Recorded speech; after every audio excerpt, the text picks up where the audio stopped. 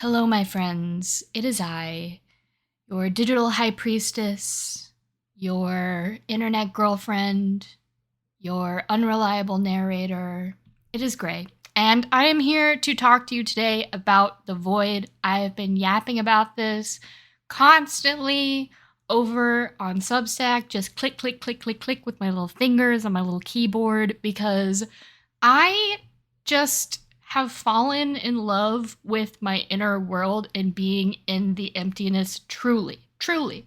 And for years, I didn't have a lot of capacity to be in the emptiness. And I mean that in the psychological sense. I mean, I literally did not have the nervous system capacity to be in the emptiness. Because I am a fight flight girly. I require a lot of stimulation. I'm also ADHD. I require a lot of stimulation to stay in my window of tolerance.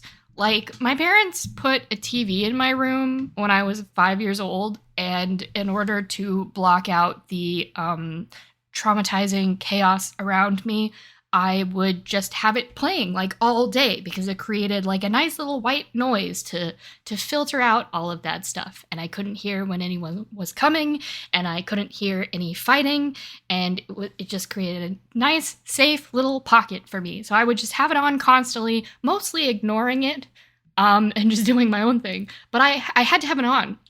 So that continued well into adulthood. I needed some kind of noise in the background of my life until, I started trying to reduce my reliance on stimulation. I did a couple of experiments in 2020. They didn't go well. And then I really started getting serious about it in 2022 after I started really digging into somatics, specifically essential somatics, which is an offshoot of Feldenkrais and his methodologies. Sort of. That's the best way to explain it. I do find that it's a lesser known approach to somatics. But when I started experimenting with that, I started finding my capacity steadily increasing, finding my capacity to be present with my body steadily increasing. And I really, I talked about this in my most recent article, or that may not be published yet. It's either my most recent article or my next article. I talked about how I have been possessed with this idea since long before I had even the most remote interest in doing it, that meditation was going to be the key to accessing the full breadth of my creative gifts, of my creative potential. So I really wanted to get better at being bored, at being, I hate to say it being bored because I feel like it puts it mildly, considering how addicted most of us are to stimulation. It's probably not news to anyone here that we are using stimulation as an emotional and sensational coping mechanism on a large scale in this society. And I just knew, because it seemed common sense to me, that if all of my ideas come from inside me, and come from the fermentation of all my experiences, come from the results of me processing all of my experiences, and I am simultaneously not showing up to do that processing and not creating the space for interesting thoughts and internal artifacts to bubble up, then I'm probably not making a lot of art. And I'm definitely probably not making my most creative work because I'm only scraping the surface of myself. The only thing I have to work with is what I'm willing to be present with, what I have the capacity to be present with. And that's probably not the most emotionally charged, energetically rich parts of me. It's just not. But ultimately, the biggest reason that I wanted to increase my capacity to be in the emptiness, to be in the void, is because I knew that that is a form of creativity, that not all creativity is an external expression, is a literal action. You are constantly co-creating with the universe in every moment. And if you're not showing up to receive that as art and appreciate that experience, it's basically being lost. No one's getting to appreciate it. No one's getting to enjoy it. And also, the unexpressible aspects of your inner world are beautiful. They are exquisite. They are worth experiencing, and they are only for you. No one else gets to experience your life exactly as you experience it. That is a profound gift. And it's when we are absorbed in receiving that gift that we find ourselves overflowing with ideas and the desire to make art. That energy fills us up so much that it has to go somewhere. So I knew that ultimately, by not being present with that empty space, I was really not fully appreciating my life. I knew that there was more art to be lived if I could just create the space to live in it. If I could just slow down and allow myself to expand into a receptive state and just allow what is happening around me to fully permeate my consciousness, to fully permeate my being. Now, I feel like if you are listening to this podcast right now, if you are one of my Substack homies, if you have been following my work for a bit here, you probably know what I mean by the void. You're probably reading me. We are probably on the same page. But just in case we're not, the void has a lot of names. You know, some people call it the astral, some people call it the collective unconscious.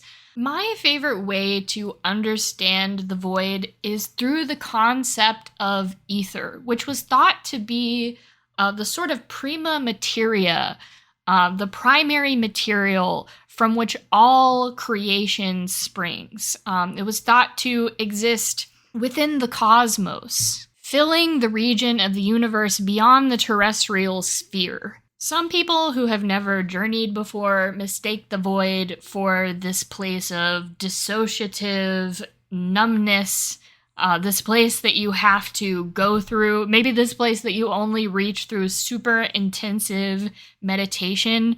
But that is what I would call macrodosing the void, not the dissociation bit. That's not the void at all. That's what happens when we don't have capacity to be in the void.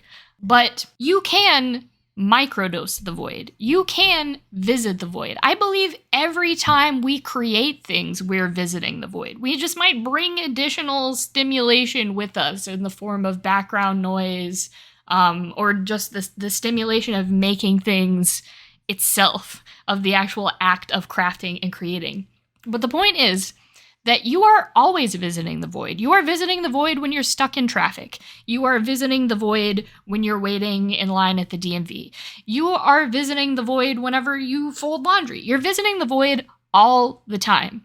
Because it's not just a place, it is a substance, it is a state of consciousness. It is always with you. And the void is a vacuum. As soon as you enter the void, you fill it. You fill it with you. You fill it with your inner world, with the sensations and images and ideas and thoughts and visions inside you. And you also attract contents to you in that space. You attract things from the world soul, from the collective unconscious, whatever you want to call it. I like to call it your extended self because, you know, we're a whole lot bigger than just this small self that exists within our body and within our cognitive space. And I believe that it's really important that we be both microdosing and macrodosing the void. I believe that it's the same way you might do interval training and steady state cardio. You want to do your little short void sprints. You want to be building a habit of regularly checking in with yourself, checking in with your body, checking in with the emptiness and noticing what's happening there. And you also want to build a habit of increasing your capacity for larger quantities of emptiness and longer durations of exposure. I also think it's really helpful to experiment with different types of void exposure. I really think that variety and experimentation is super important because you get to notice what different types of exposure do for you and kind of find what works best for you or what you prefer. Because one of my favorite ways to be in the void, which also is really helpful if you're starting out with somewhat limited capacity, is just being outside. Eyes open, we're not trying to go into like a deep meditative trance state, although I do believe that that's possible even with your eyes open, looking out at nature. But like one of the most interesting things that can come out of this specific practice is co-regulating with nature, connecting with the nature spirits around you and in your area, and co-creating with them. It's really important to give your creative channel different energies and entities to mix with, different experiences to mix with. So finding a nice nature spot, even if it's just your front or back porch, is really an amazing opportunity to see how different things hit your channel and how different sorts of sensation and stimulation reverberate within you. And I mean, really go out and try to feel the trees. You may even need to close your eyes for this and really try to feel where you can feel the trees in your body, where you can feel the plants and the animals and everything around you in your body. And the point is not necessarily to feel something. And I have to say that because it took me a long time to be able to sense things in my body and to be able to describe the sensation as like a color, a texture, an image, a shape, things like that. The point is just to keep sensing, to keep exercising that sense and increasing your sensitivity and increasing your mind's ability to interpret that sense. So you want to get in the habit of just asking yourself what you feel in your body, just practicing sensing into different things and seeing what you can feel and not worrying about it if nothing comes back. Because also, one thing that I like to remind myself, an idea that I like to play with, is even though my cognitive mind might think that I'm not receiving the sensation, that I'm not like feeling something in my body, some other part of me might be feeling it. I might still be being impacted by that energy, by allowing it in, by inviting it in. So the point with all of these practices for me is really to suspend disbelief just a little bit. To, keep that skepticism. I think skepticism is great, but also be a little bit open to possibility and the things that maybe you don't know or can't predict and the ways that these practices might be benefiting you that you're not consciously aware of. And that's also why it is really important to record your experiences. Whenever I first started this work, I really focused on, after I would do a certain meditation, I would write about how I felt immediately after. I would give a brief summary of the experience, and I would also pay attention in the coming days, weeks, months to how I felt afterwards and to what happened afterwards. And I have found really surprising synchronicities. I found things popping up in my dreams. I found myself later processing experiences in my art without even realizing it. So continue to be open, continue to experiment, but also approach it a little bit like a scientist. Remember that you are in an experiment. And don't forget to log and analyze your results. And now you don't have to commit a ton of time to this task. You might find it helpful to look up my Saturn article part 2, where I talk about my apprenticeship and just create some kind of structure in which to do this, because you really don't have to commit a lot of time to it. It's just about being strategic and being willing to commit even like 5 minutes of your day, 5 minutes of your week to looking into this stuff. Maybe you don't write a whole summary after your experience. Maybe you just write like a couple words that come to mind. Maybe you just write a sentence. Maybe you record into an audio file or something. Get creative with it. So I love doing nature meditations, and I also love doing actual, what I would term astral travel. Actually closing my eyes, getting into a meditative state. I usually have to spend quite a while grounding in order to get into a good meditative state for this. Sometimes upwards of 5 minutes. Whenever I'm really in the habit of doing it frequently, I can usually sink into it in about 5 minutes. But really getting into a meditative state, eyes closed, and allowing experiences to play out there. In Jungian circles, this is often called active imagination, and I really like that term for this because it demystifies the idea of astral travel and really helps explain to people in a tangible way what this practice is. And it is just allowing your imagination to generate an experience for you. And I also talk a little bit about how I start these sessions in my Summoning the God Self article, if you want to take a look at that. But basically, I will summarize it here. I usually like to start by creating some sense of movement or travel. So once I've grounded into my body, I usually begin to imagine myself walking towards, or sometimes it shows up as one of those airport, like flat escalator things. But either way, I envision myself traveling towards this big light up archway that says the 12th house. And then usually once I enter that archway, I will continue to walk in darkness. Darkness is how I usually envision the void, but it could appear to you in any way. So definitely be open to how you experience the void and whatever imagery comes to you there. But I usually find myself walking in darkness for a while before something populates, or sometimes, like, as soon as I cross that threshold, something is there waiting for me. Sometimes I see, like, full scenery. Sometimes it's just little, like, there will be random trees and structures in the blackness. All types of things. It's your imagination. Anything can happen. And you want to try to be as open as possible to whatever is going to happen. And this practice, in addition to being a great way to communicate with spirit, to communicate with your guides and any entities you work with, it is a great way to exercise your creativity muscle, to exercise your imaginative engine. Because that's the thing that makes art, And like as children, we are used to playing with our imagination regularly. We are used to using our imagination to craft a filter for reality to help us understand and navigate the world.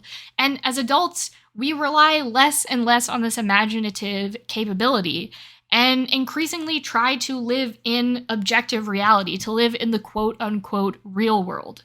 But all this God self shit that I talk about all the time, it doesn't work if it's just a story in your head that you only pull out when you need to feel inspired. It only works if you are embodying it, if you are experiencing it. I like to say that you got to go method. You have to act it out. You have to imagine that this is a role that you have been given and you need to live that shit. So this is where using your imagination to intentionally craft that reality filter is so, so, so important. Because the best way to really embody the God self, to really feel that you are that creative archetype of self, that ideal archetype of self, is to begin to see the world through their eyes. So I'm going to be really vulnerable really quick and read you a little piece from my hypersigil journal because I want to give you an idea of what I'm talking about in terms of crafting your reality filter and choosing to see life through the lens of the God self. This was whenever I was really in a crisis of faith, a crisis of confidence back in August. I recently wrote a piece for the paid subscribers on Substack about this experience that I went through. And I was just trying to get myself back into a regular creative practice and back into creating things after a little bit of a freeze where I wasn't making things and I was feeling more and more disenchanted with making things.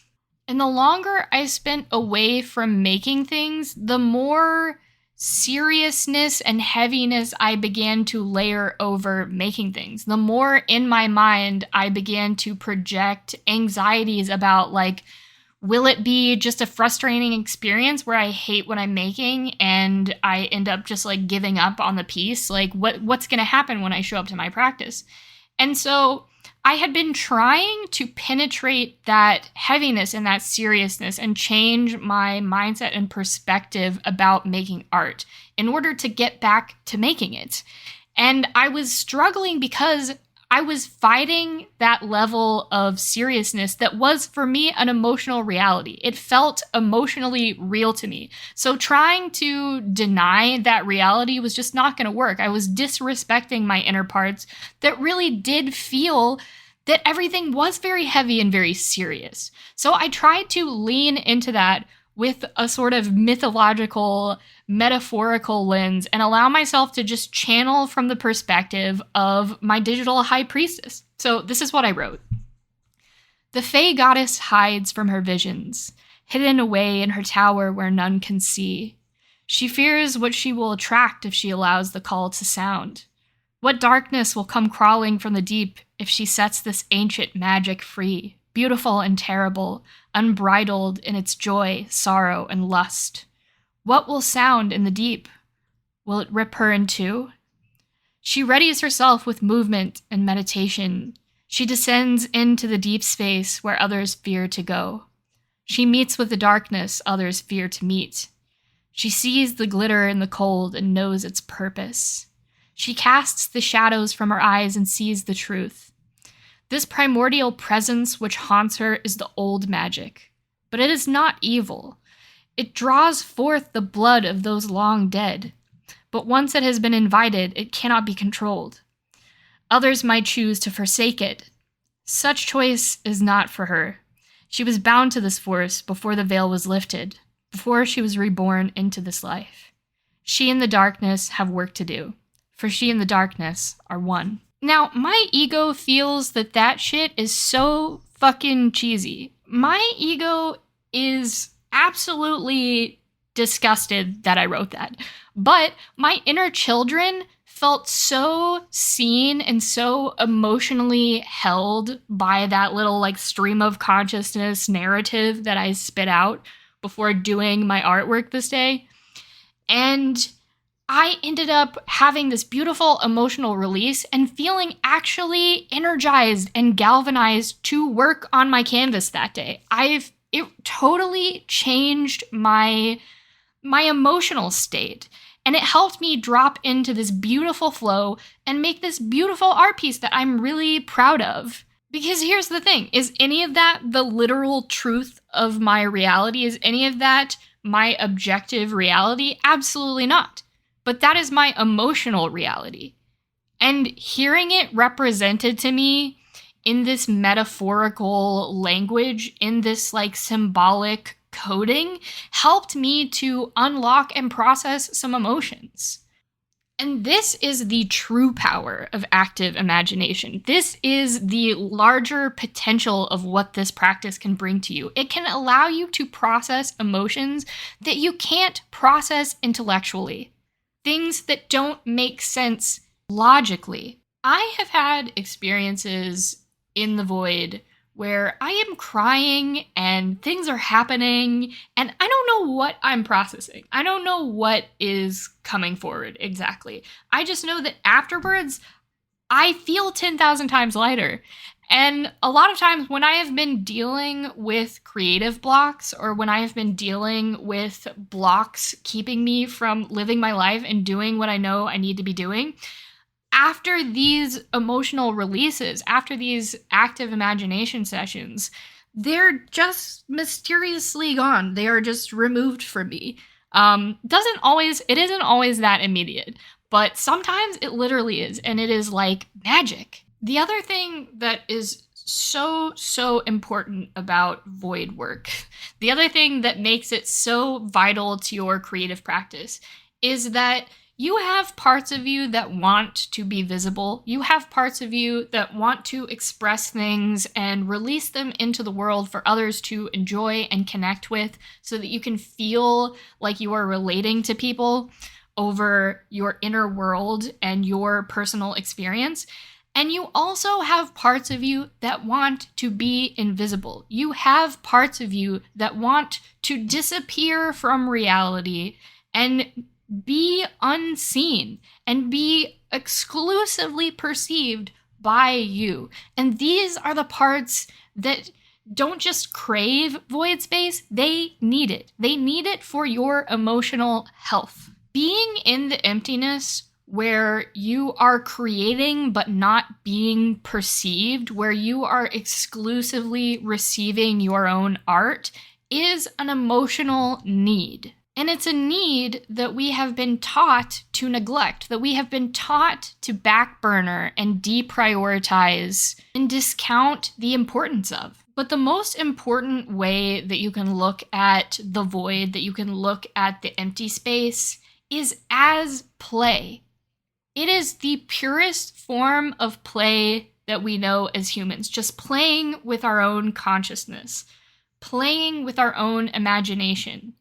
And if you are a person that really struggles with play, this might at first feel very intimidating. And it might be really hard to just relax into the space and allow experiences to happen and allow visuals and stories to play out. Because crucially, these are stories that you will experience, but they are not narratives. They often do not have a traditional story structure. They might, absolutely, but I find that tends to be more when our mind is cognitively leveraging the imagination, which again, these are two different types of practices, both very important.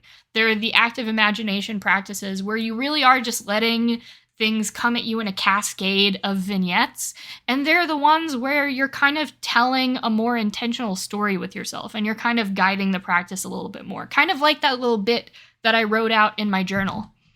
But if you keep practicing showing up to this space without expectations, eventually you will start to get in flow, because that is usually why we struggle with play, is we worry that we're going to do it wrong. But if you just embrace that you can't do it wrong, and which, I know for me personally as a perfectionist, there have been times when I've had to embrace that I do believe that it's possible to do play wrong. And I just have to show up and be like, I'm going to do it wrong. That's going to happen. I'm going to do what in my head is wrong. And I have to make peace with that. That has been a part of all of this for me. But certainly that is what makes it difficult to play, is the belief that we're going to screw it up. And you have to be comfortable with getting in there and screwing it up at first. Because that's how you allow these parts of you who believe it's possible to do it wrong to be updated by experience, instead of just telling them things that they're not going to believe, instead of just telling them things that they're not going to listen to. So if you're in that space right now where you really struggle to be in the emptiness, to be spontaneous, what I would recommend is that you start very small. Start with just 5 minutes a day. Start by just allowing your imagination to take up 5 minutes of your day and just seeing what pops into your head. And maybe nothing does in that time. Maybe that's not enough time for something to happen. The point is that you opened yourself up to it happening.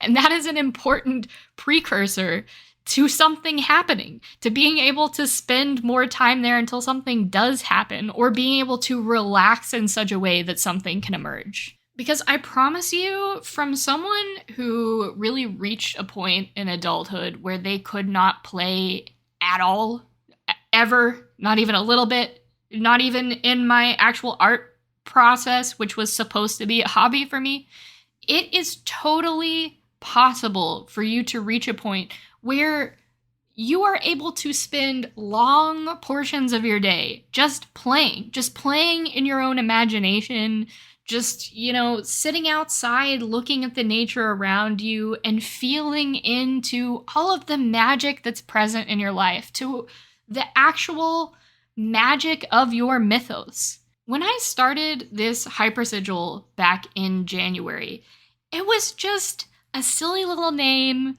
that the spirit guides kept calling me. I was like, I will let them call me whatever they want. I don't have to believe it. And now I would honestly say, like, I am living as if I am a resurrected God.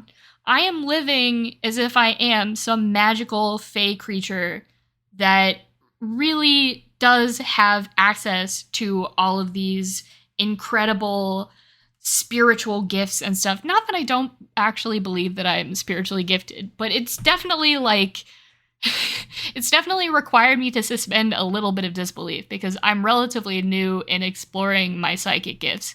And I'm still kind of acclimating to the idea that I have them at all. Even though intellectually I accept that everyone has psychic gifts, I am still acclimating to the idea that I have psychic gifts that I actively practice and work with. But I feel as if I really am that person, and I feel as if I really do have contact with all of these spirits. Because, initially when I started meeting these gods and spirit guides and various entities and critters in active imagination practices, it was really hard for me to entertain the idea that they were real. It was really hard for me to actually believe and trust that I had gotten in contact with something. And I really had to lean into the idea that I was like, maybe I haven't, and this is just a part of my consciousness that's appearing this way. But I'm going to continue to relate to it because it is something arising within me that wants to be related to. But I really am, over time, starting to believe it. I've had enough, weird experiences at this point that, I have to say it's real. I have to say, if you go into the void and you try to meet shit, you're gonna meet shit. You're gonna find something there. You are going to get in contact with something.